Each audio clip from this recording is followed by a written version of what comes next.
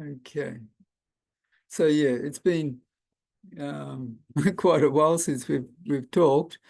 I was in the Philippines for 1 month doing meetings and um, trying to set up our program there, a network of farms that will um, help people to not only learn about health, but learn how to grow the foods with all the nutrient in them that will be healing foods. So that was quite amazing what God has been doing there. Already there's about 4 farms that in that 1 month that we've connected with. One already started with the program, and 2 more to look at. So there's been quite a bit of activity since I was in the Philippines. We ran 2 10-day programs every evening at 2 different churches, and of course each area has a different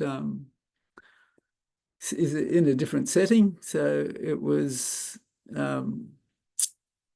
yeah, a bit of a challenge, but the programs worked a treat. The church members there are all excited about doing the ministry this way, where they can grow food that's going to heal people and to keep themselves healthy. So yes, and now on the farm here in Australia, being there for a month to made the weeds and everything grow, and so there's a big job to clean that up and get the crops in for this year. So I've been rather busy, to say the least. But just to well, let's start with prayer. I really feel the need of prayer. I don't want to be coming across as a know-it-all or somebody that has the only way to do things, which some people said maybe that's the case. So I want God to speak through me this afternoon so that his word and his way will prevail. So just a moment's prayer. Father in heaven, I pray for that wisdom that you give when asked for, and I'm imploring you to pour out your spirit on my tongue to be able to speak the words that you would have these folks hear, and that our afternoon program will be a benefit to everybody listening. Thank you for hearing this prayer and answering it in Jesus' name. Amen. All right, just the concept. On the health site that you're running, very good, lots of good information. There's plenty of opportunity there for people to learn, which is good. I really appreciate it. I haven't used the site as much as what I thought I would, and time is my constraint. But yeah, what I've seen is good. The last time I looked, someone was talking about organic. Now, organic food from Coles and Woolies is probably false advertisement if you look at it for real. Some of the organic farmers that I've listened to and talked with, they say that like things like Roundup is able to be used on an organic farm, and I think most of the people that are listening will understand that Roundup isn't a good thing to have in the garden. If they don't, we can share information about that, how that it changes the DNA of the unborn child in the mother's womb, and it will last up to 3 generations. So and deformities and all sorts of things come through having the Roundup chemicals in the body. So from my perspective, as over the years studying the organic gardening approach to things, mostly they get success because it's overdone. They put so much nitrogen into the soil that plants grow and look healthy, and there's lots of other minerals and trace elements that are available, but it still has a overabundance of some minerals and not enough of the other.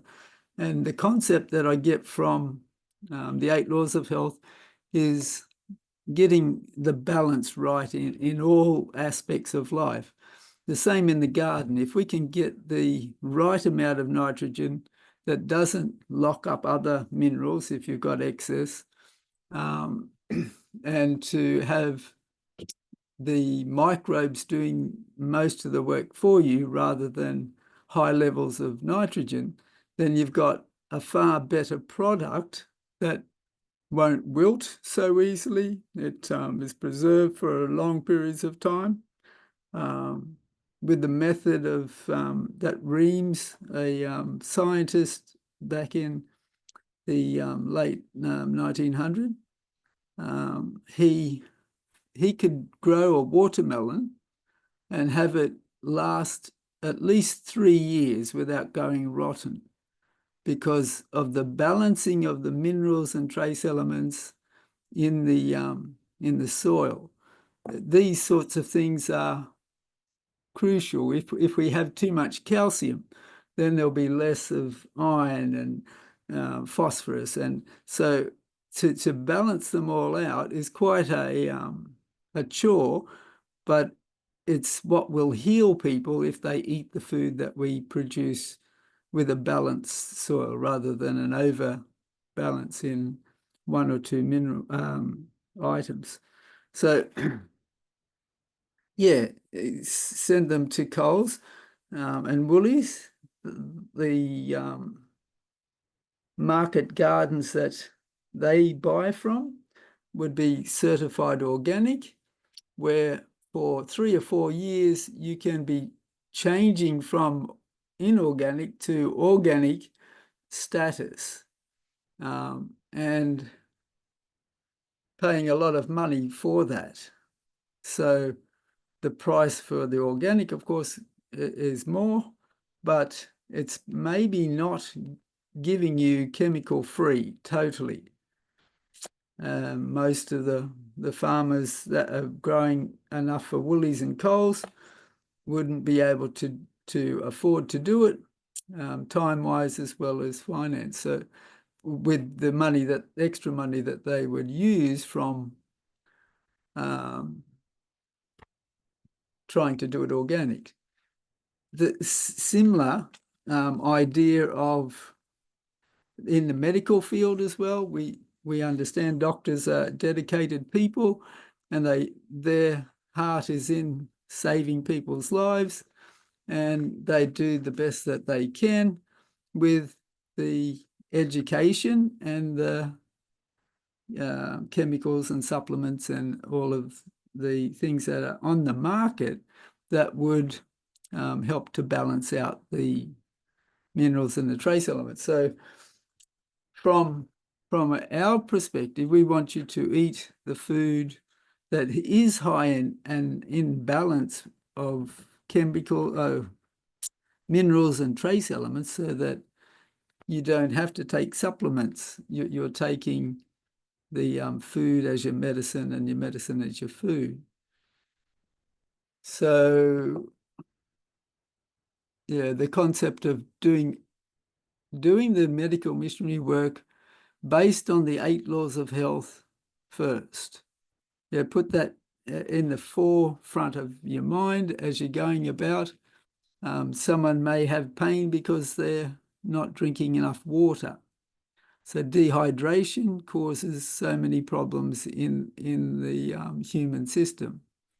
Not breathing correctly and not breathing pure, fresh air, day and night, can cause a lot of issues as well. That every cell in your body needs these elements to be able to survive, and not only survive, but to thrive. So each case that we deal with is going to be different, even if it's called by the same name. It's still, everyone is different. Everyone has a different lifestyle. Everyone has different stresses. Everybody has their own favorite foods. And so you've got too many variations to just say, take this for the common cold or asthma or heart disease. God wants us to work with the people, I believe, spending the time to do so. And Ellen White has that one quote where she says that it takes a lot of effort to do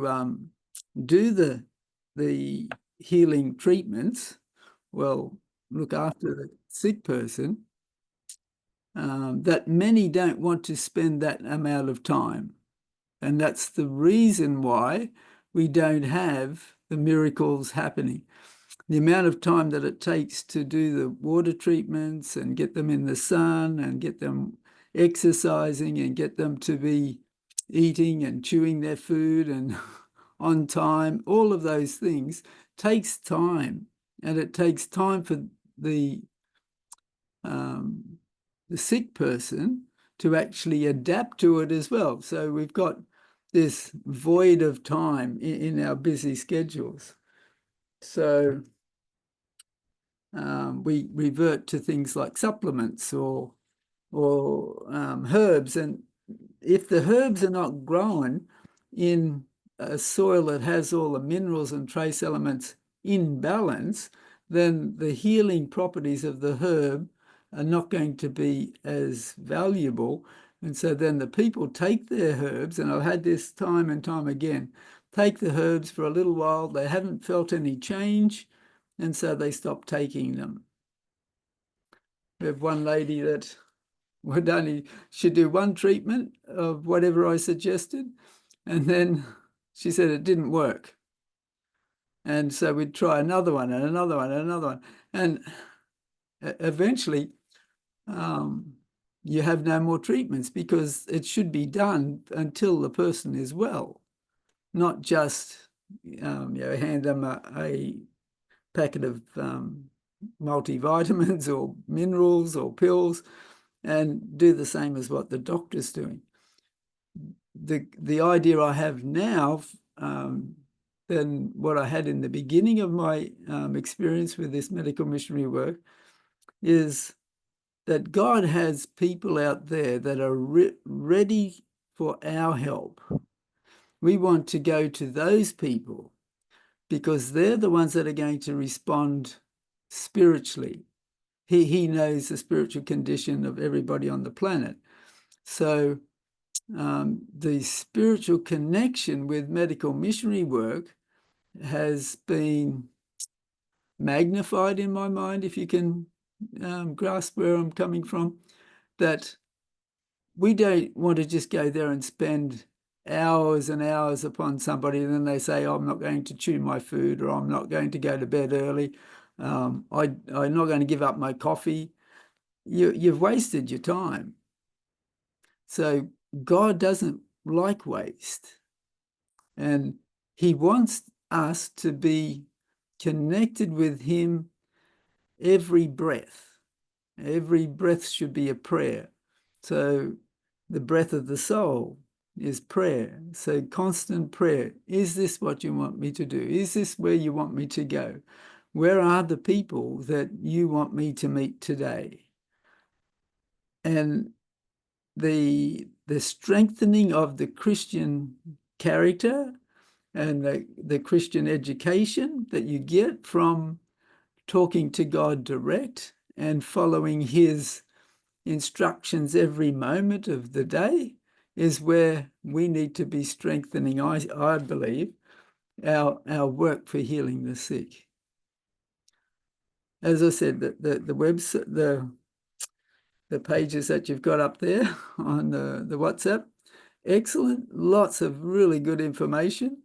But it doesn't fulfill the other half of or even more than half, of actually going next door when the person's sick and doing for them what they need to be done, what Jesus would do, and help them through their illnesses. Because we don't have the time. And this is not how it ought to be. That's what I'm trying to get across. We need to say, okay, the Lord sent me here. I know, I've asked, and he sent me here, and this person is going to accept Jesus, and they're going to have at least an experience with him. Whether they accept completely and go 100%, it's not up to us.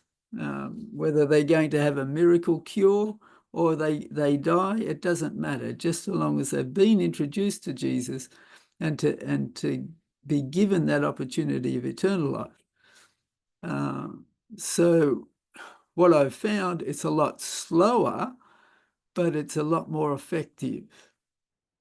I don't see as many people now as I did before, because I understand where I come from the beginning, and it's only those that God really wants to work for me to work with that come my way now. So I'm blessed in that that idea, but feeling like I'm not doing very much. And that's what will happen if you've been full on with treating people and visiting and taking meetings and trying to work with many people, like I have done in the past, moving around the world and around the country, and a non-stop sort of existence. But when I started to pray, Lord, which church do you want me to go? Which person do you want me to talk to them about the health message and about your son?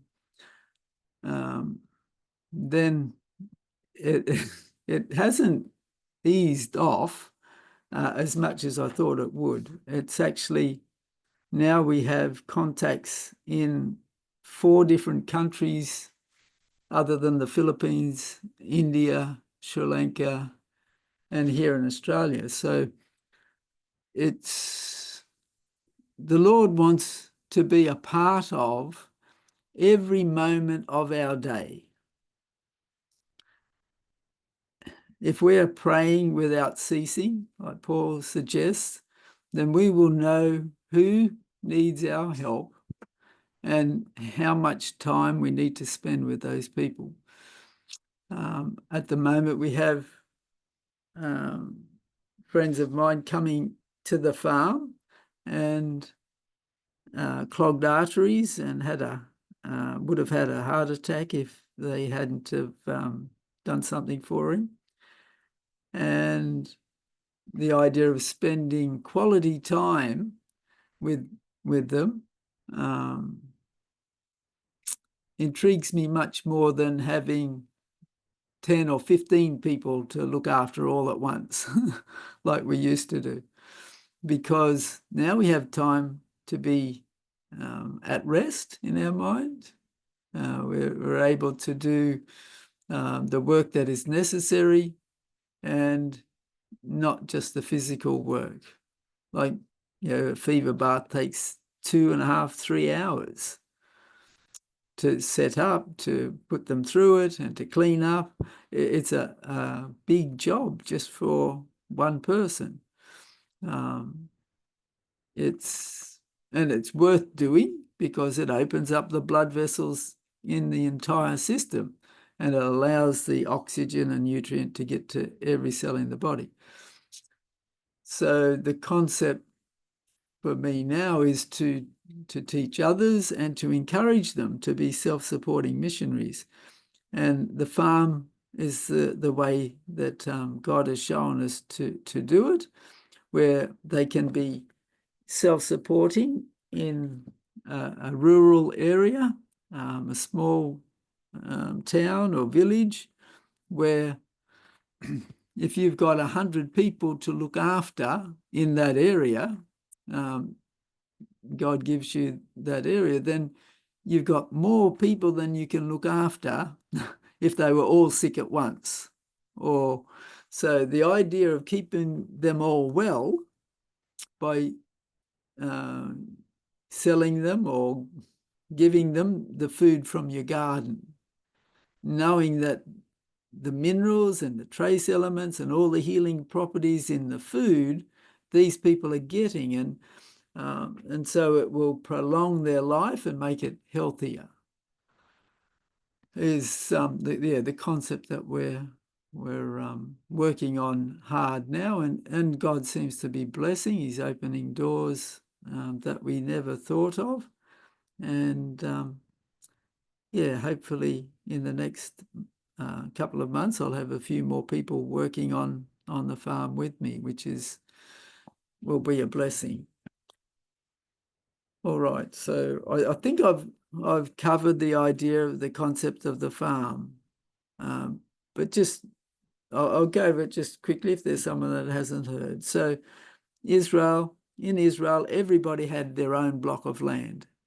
All the families it was divided up, so everybody had land. That made them not slaves, but freemen. They owned the land. It was theirs. Nobody could tell them what to do and what not to do on their own land.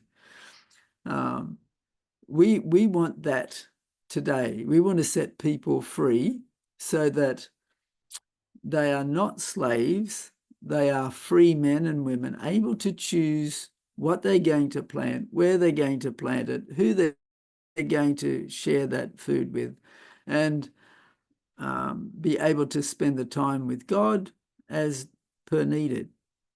And so their day is not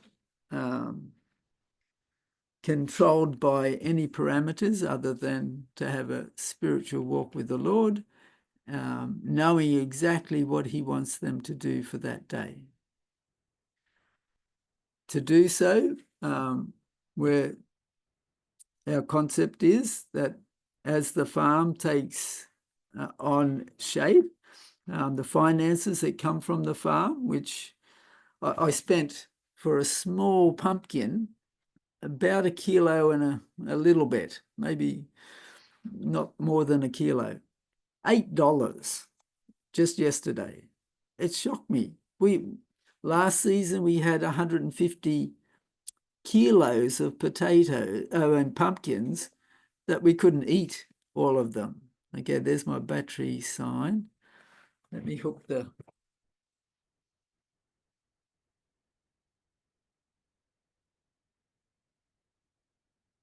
my phone up to it. Hopefully it'll kick in.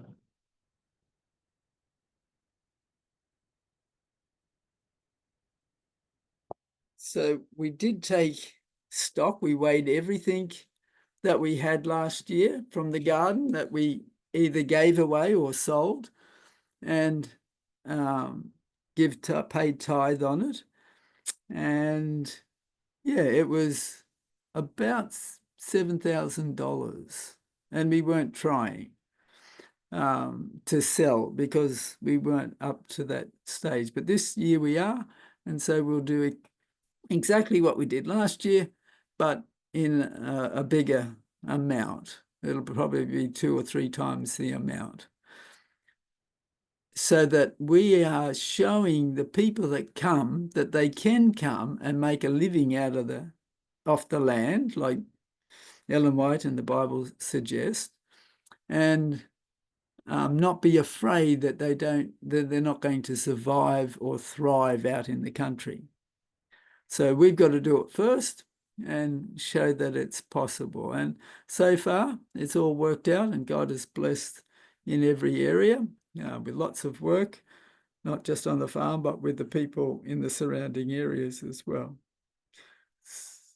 So that the concept of the farm is you come to the farm and learn how to do it. You get a plot of land of your own where the profits from that plot are yours. After the fertilizer and the tools and all the other things that are necessary for you to make that profit are taken out, and then you're able to stay as long as you need to be confident that you can go and do it yourself. And that will help them move on to another area, to set up another farm exactly the same, where people can come and buy and eat and stay if they need to be treated as well, for a reasonable price or for free. These farms will be helping each other. The next one will spawn the next one and the next one. And so it'll be a chain of health farms that are owned by the people that are actually working on the farms. Ownership it takes away slavery. It gives you the ownership of the land, gives you you're the king of your own land. You're the Lord of your own land. You can choose what happens on your farm. So this aspect has taken off in the Philippines. As I said, there's 4 farms and probably another 4 that we need to go visit to find out whether it's feasible or not, and how much money it would be to set one of them up. So yeah, the concept of setting people free from debt. I think Jesus didn't want anyone to be in debt. God definitely doesn't want anyone to be in debt to somebody else. And so setting people free, and them to be free indeed meaning in the way that they can actually live like kings and queens, as Ellen White says in Ministry of Healing there. So having said all that, some of the simple treatments you were asking, the simple treatments that we can do. When I was in the Philippines, young couple that were having issues financially because they inherited the parents' debt and no way that they could pay it off, and just borrowing money to keep the debt alive. We suggested that they do the farm plot, and God supplied a little plot of land that one of the elders gave to them, and they started to work, and already the plants are coming close to harvest just within these 2 months. So another month and things will they'll be able to harvest those plants and sell them and pay their debt. So yeah, the concept that others are seeing and watching to see whether it's going to work. There are many, many people in that condition in the Philippines. And a lot of them are church folk. And of course, they're our brothers and sisters. So it is a part of our responsibility to be helping them to get out of debt and to be free people indeed. So we were running a program and this young couple that have their father's or the father-in-law's debt had a little son. They have 4 children, and it was the younger son had an earache. He came in one evening, and we had made friends, and so we would sit and chat while Mum and Dad were chatting or doing other things in the house that we were staying in while we were running the meetings. And came in, sat, and it was rubbing his ear. And I said to him, "Have you got a sore ear?" And he said he had. And so usually we put onion juice in the ear. Now, most people get a little bit about putting something in your ear. If you read anything medical, it says don't put anything smaller than your finger in your ear, and especially not any liquids. But in India, I used the onion juice because there was nothing else to use. And what happened was one treatment cured most of the children in the orphanage where we were. They couldn't afford to even go to the doctor, let alone buy the medication. And then the second day, those that it didn't work the first time, it was all clear. The ears were clear with just onion juice in the ear. So with this little boy, I had the opportunity to